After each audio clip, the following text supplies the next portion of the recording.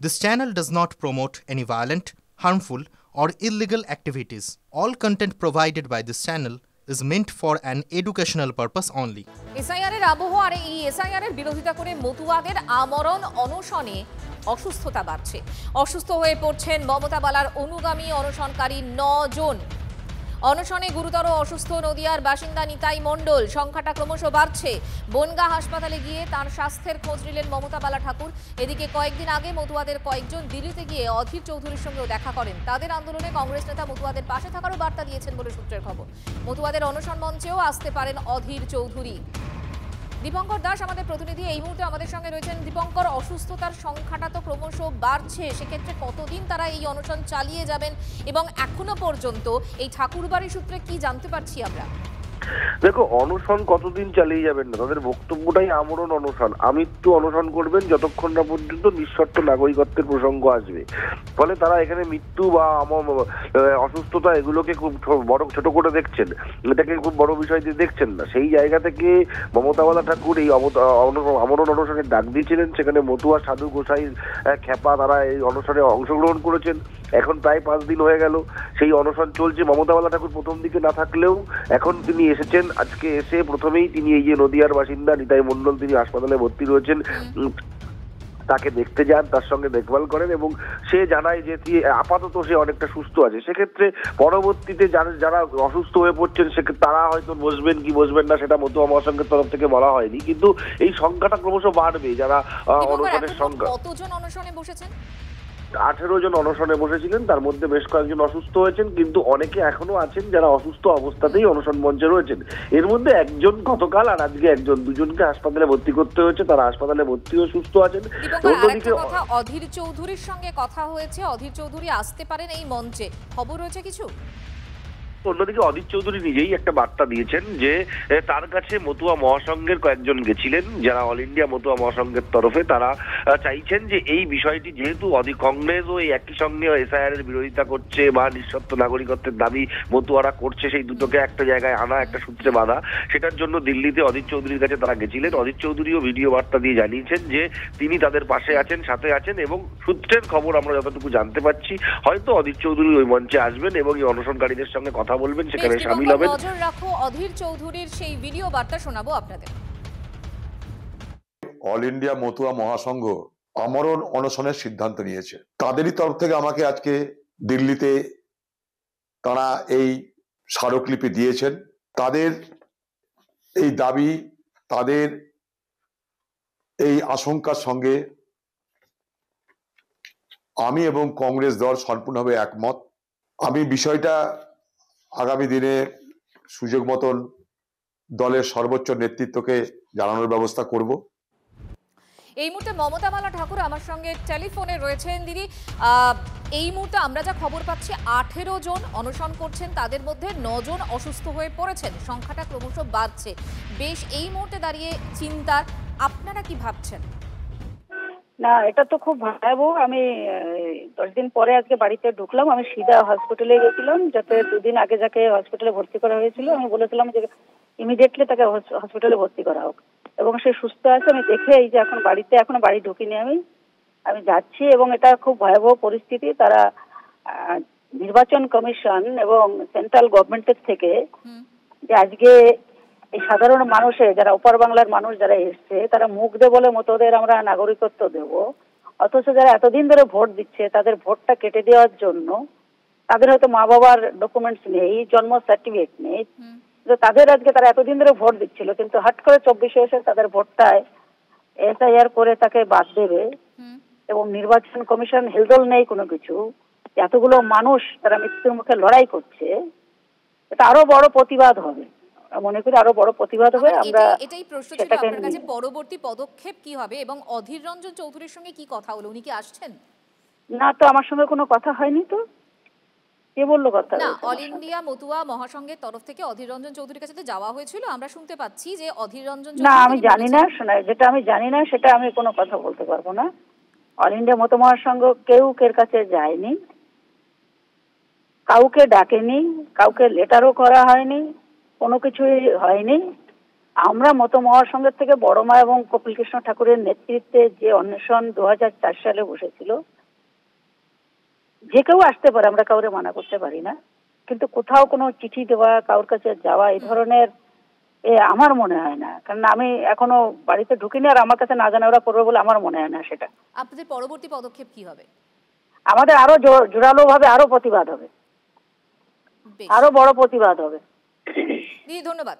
তৃণমূল সাংসদ মমতা বালা ঠাকুরের সঙ্গে আমরা কথা বলছিলাম এবং তিনি পরিষ্কার করে দিলেন যে আরো বড় আন্দোলনের দিকেই তারা যাবেন, কারণ নিঃশর্ত নাগরিকত্বের কথা বলছেন তারা। এসআইআর এর বিরোধিতা করছেন তারা। 18 জন আমরণ অনশনে বসেছেন, তার মধ্যে 9 জন অসুস্থ এবং 2 জন ইতিমধ্যেই হাসপাতালে চিকিৎসাধীন। তাদের সঙ্গে কথা হয়েছে মমতা বালা ঠাকুরের এবং তিনি যেরকমটা বললেন যে আমরা এই নিয়ে আন্দোলনে এগিয়ে যাব। এসআইআর এর বিরোধিতা করছে তারা। যারা এতদিন ধরে ভোট দিচ্ছেন তারা এই মুহূর্তে ভোট দিতে পারবেন না, এই ঘটনার বিরোধিতা করেই তারা অনশনে বসেছেন। এই মুহূর্তে জগন্নাথ চট্টোপাধ্যায় আমাদের সঙ্গে টেলিফোনে রয়েছেন বিজেপির তরফ থেকে। জগন্নাথবাবু, একটু আগেই মমতা বালা ঠাকুরের সঙ্গে কথা হচ্ছিল এবং আমরা যেটা জানতে পারছি যে মতুয়াদের তরফ থেকে 18 জন অনশন করছিলেন, 9 জন ইতিমধ্যে অসুস্থ, 2 জন ইতিমধ্যেই হাসপাতালে চিকিৎসাধীন। সব মিলিয়ে তারা বলছেন আরো বড় আন্দোলনের দিকে যাবেন তারা, কারণ এতদিন যারা ভোট দিচ্ছিলেন তারা ভোট দিতে পারছেন না শুধুমাত্র এই এসআইআর এর কারণে। কি বলবেন? দেখুন, রাজ্যের মুখ্যমন্ত্রী মমতা বালা ঠাকুরকে যে কাজটি দিয়েছেন সেই কাজটি উনি ভালো করে করতে পারছেন না। এই অনশন মাত্র 2-3 দিনের মধ্যেই যারা অনশনে বসেছিলেন তাদের অর্ধেকজন যদি অসুস্থ হয়ে পড়েন তাহলে কি করে চলবে? এদেরকে বরং মমতা বালা ঠাকুর এবং তার মেয়ে ওখানে তো হিন্দু সার্টিফিকেট দিচ্ছেন সিএ তে আবেদন করার জন্য, এবং রীতিমতো কিছু দক্ষিণা নিয়েই দিচ্ছেন। ওই দোকানটা যে কেন তৃণমূল কংগ্রেস তাদের বন্ধ করে দিল সেটা আমার বোধগম্য হচ্ছে না। মতুয়া সম্প্রদায়ের মানুষ কোচবিহার থেকে শুরু করে বনগাঁ পর্যন্ত সর্বত্র সিএ তে আবেদন করছেন, যাদের 2002 এর ভোটার তালিকায় নাম নেই, এবং তারা ভোটার তালিকায় তাদের, এটাই মোদিজির গ্যারান্টি, এটাই অমিত শাহজির গ্যারান্টি, একজনও শরণার্থীর নাম নিঃশর্ত নাগরিকত্বের কথা বলছেন এবং এরা বলছেন যে আরো বৃহত্তর আন্দোলনের পথে যাবেন যদি সেটা না পান। এদেশে 87 সালের আগে যারা জন্মেছে তারা নিঃশর্তেই নাগরিক আছেন। কোন দেশ, পৃথিবীর কোন দেশ, তার নাগরিকত্ব দেওয়ার নিয়ম কানুন আছে।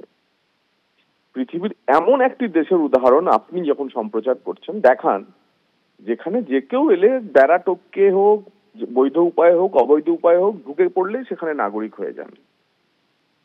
তার ফলে নাগরিকত্ব তো আর ঠেলাই বাদাম ভাজা কিনে বাদাম খাওয়ার মতো না। নাগরিকত্বের যে নিয়ম কানুন, এবং তার জন্য হিন্দু শরণার্থীদের জন্য একটা স্পষ্ট দরজা খুলে দিয়েছেন নরেন্দ্র মোদী এবং অমিত শাহ সরকার। ধন্যবাদ আপনাকে। সিপিএম নেতা শতরূপ ঘোষ কি বলছেন শুনুন। ঠাকুরবাড়িকে ব্যবহার করে একটা পরিবারের মধ্যে এরকমভাবে ভাঙন ধরিয়ে, একটা পরিবারের মধ্যে কাদা ছড়াছড়ি তৈরি করে, এবং একটা এত বড় একটা পবিত্র একটা সামাজিক আন্দোলন, সেটার এরকমভাবে কুৎসিত রাজনীতিকরণ যা হয়েছে, আমরা চাই ঠাকুরবাড়ি এবং মতুয়া মহাসংঘ, মতুয়া সমাজ এই কুৎসিত রাজনীতি থেকে মুক্ত হোক।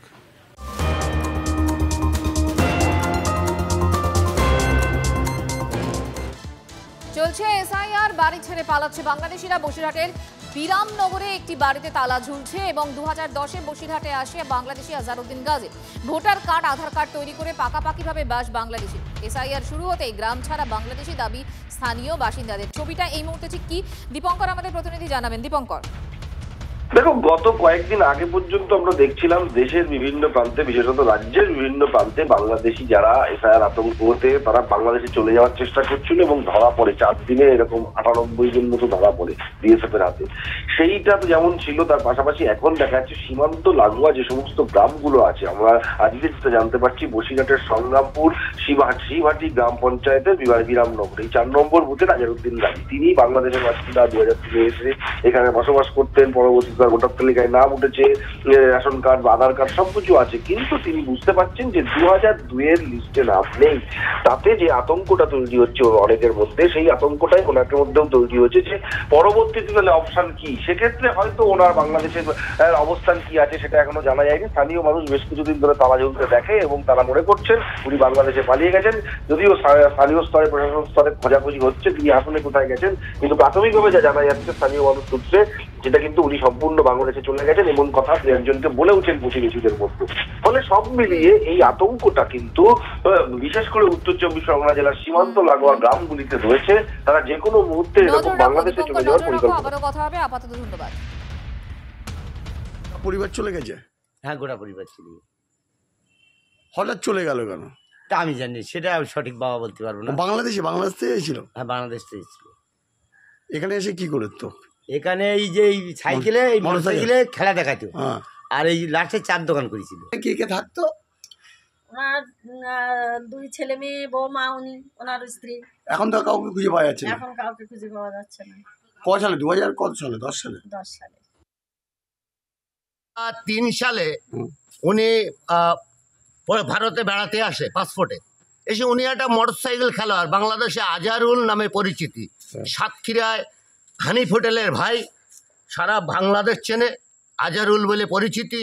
ভারতে এসে পাসপোর্টে এসে আপাতত আমার মোটরসাইকেল নিয়ে বসিরহাট টাউনে এমনি ওই আনন্দ দেওয়ার জন্য খেলা করতে করতে বিভিন্ন খেলা করতে এমএলএদের সঙ্গে পরিচয়। সর্বপ্রথম ওনার এমএলএ সার্টিফিকেট দেয় গপ্পর সাহেব, তারপরে নারায়ণ মুখার্জি। এই করতে করতে পশ্চিমবাংলার বিভিন্ন জায়গায় পাসপোর্টের মাধ্যমে বেড়াতে গিয়ে এমএলএ সার্টিফিকেট নেয়। সে এমএলএ সার্টিফিকেট নেওয়ার সময় আপাতত টেম্পোরারি একটা ঠিকানা দিত, সেটাই হচ্ছে বিরামনগর। এসআইআর হবার পরে, বন্ধ পরিচালনার পরে, পরবর্তী বাড়িঘর তালা মেরে চলে গেছে। অন্য দেশ থেকে যখন আসে তখন পাসপোর্টে আসে, দেশে এসে দেশের থেকে আবার পাসপোর্ট করে যখন অন্য দেশে চলে যায়, তাহলে সবথেকে ক্ষতিগ্রস্ত হয়তো ভারতের সবথেকে বড় উগ্রপন্থী এইসব ব্যক্তি হতে পারে। শুনছি যে 2002 সালের লিস্টে নাকি ওনার নাম নেই, সেই আতঙ্কে উনি শুনছি নাকি চলে গেছেন। কোথায় গেছেন তা বলতে পারবো না। গোটা পরিবার এবং তালা টালা দেওয়া আছে, দেখছি। হ্যাঁ, মাঝে আমি একটু খোঁজও করলাম যে কোথায় গেছে টাছে, পরে শুনলাম না এখান থেকে সব চলে গেছে, এসআইআর হচ্ছে, তাতে আমাদের 2002 সালের লিস্টের নাম নেই।